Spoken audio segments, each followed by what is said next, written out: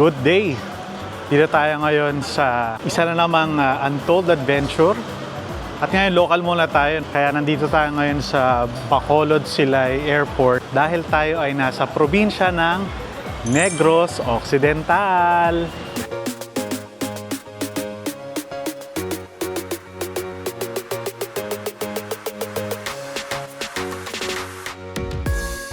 At pupunta tayo ng South Terminal dahil nandoon yung mga terminal papunta sa iba't ibang lugar dito sa Negros Occidental.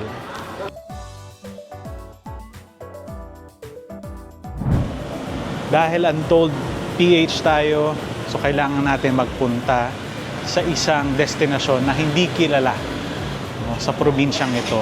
Merong isang lugar dito na hindi naman gaano pinupuntahan or may mga nakakapunta na pero madalas na pumupunta doon ay mga taga Bacolod City rin.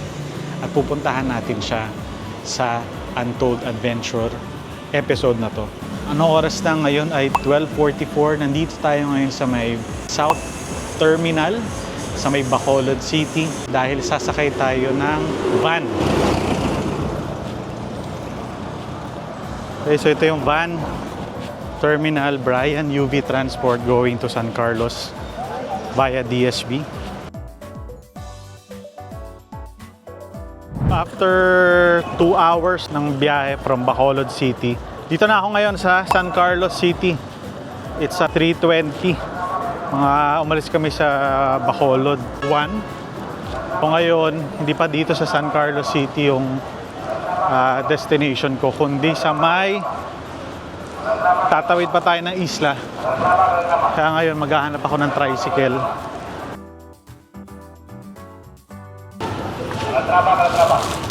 Kano, boss? At 50 na din. So papunta ako ng Sipaway Island. Yun ang ating destination ngayon dito sa Negros Occidental.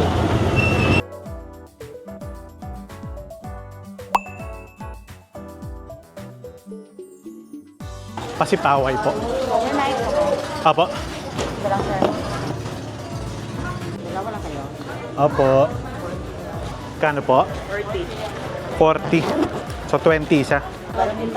Environmental fee. Okay, okay. Ito yung boat going to Sipaway.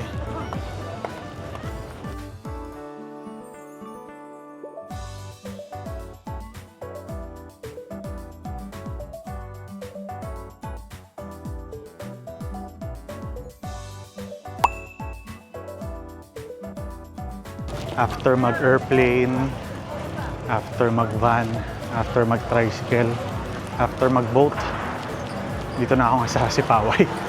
Ang first itinerary ko dito ay pumunta sa aking hotel. Mas magkano whispering? 100, sir. Dalawa kami. Parang tahimik lang na lugar ito, Sipaway. Maganda yung tubig. Ito, may mga bakawan. Nakikita ko na kagad dito yung mga bakawan.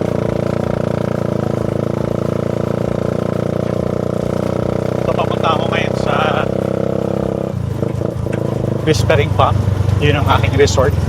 Pag-i-stay ng overnight dito sa Sipaway Island. Malilit pa lang daan dito.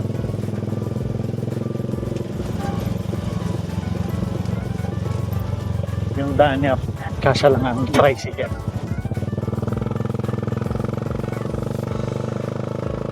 After 5-minute tricycle drive, nandito na ako ngayon sa Whispering Palm Island Resort.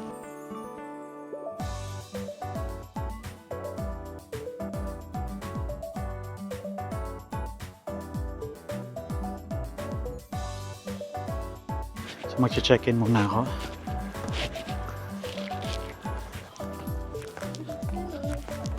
Hello.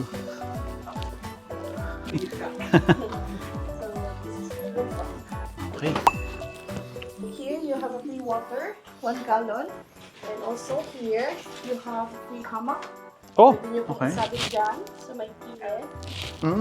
Okay. And then you have a mini bar here.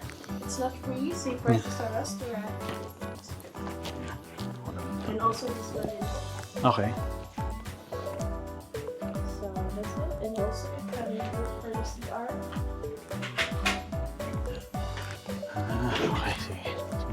CR. Okay. Wala yun. So ito yung room.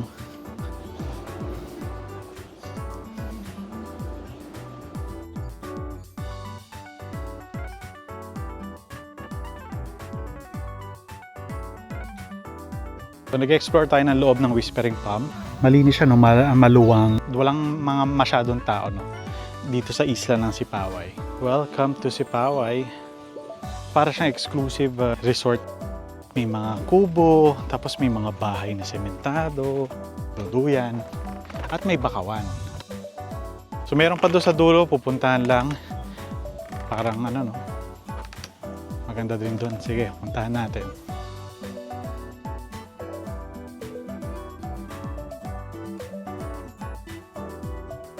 So ito yung water or tubig dito sa may Whispering Palm.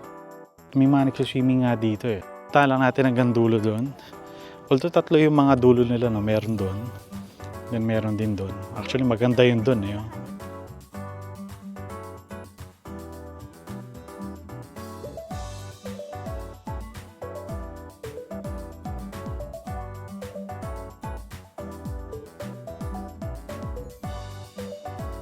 So nalibot ko na yung area dito.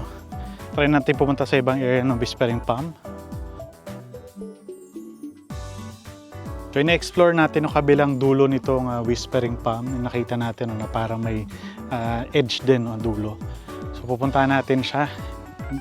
Not sure kung pwede siyang puntahan kasi nga may nakasulat kanina na private, no? So mga gusto mag-sunset dito sa Sipaway, ito ay perfect spot. Oh, may mga ano pala dito? Ano ba to? Massage area. May mga massage area pala dito. So, mga gusto lang mag-relax dyan.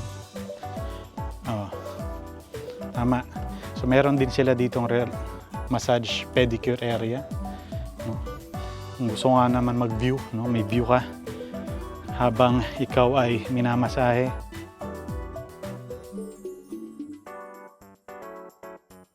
So malapit na tayo sa dulo, nakikita ko na yung dulo, parang nakasulat Taron Wharf or hindi ko mabasa, no? Basta Tanon Wharf yata. So ito yung papunta doon. Ito naman yung sinasabi kong dulo, no? Na not sure kung pwede puntahan, basta puntahan mo na doon sa dulo na yun, no? So may bandang dulo, may parang pangil dito. Pangil ng shark. And ito yung sinasabi ko, Tanyon Wharf. May ibon pa doon sa taas. Oh. And continuous pa rin, may bakawan pa rin. Yung private property doon sa pataas. Siguro sa may bahay sa taas. Sa dulo pala nitong Tanyon Wharf.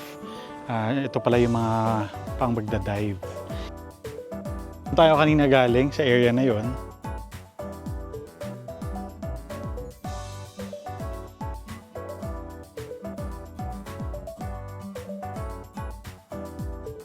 So may statwa ng diver sa dulo na nakita ko. Check lang natin dahil nandito na rin naman tayo sa dulo.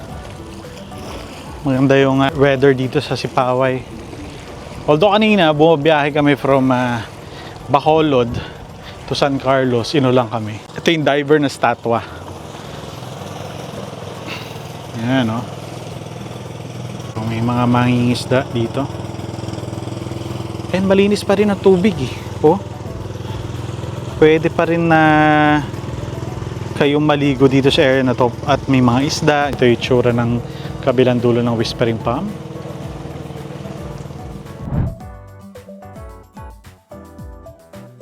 Hello. Thank you. For overnight guests, free yung mga amenities nila tulad ng billiards. So in short, meron din day tour. Ito yung restaurant nila. Tingnan natin kung anong pwede makain.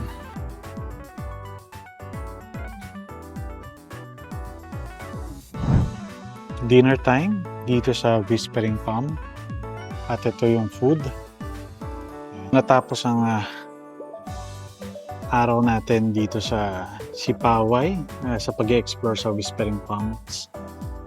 Maganda yung resort, malaki, no? Hindi masasarap yung food nila. Nakikita ko palang maganda na yung presentation.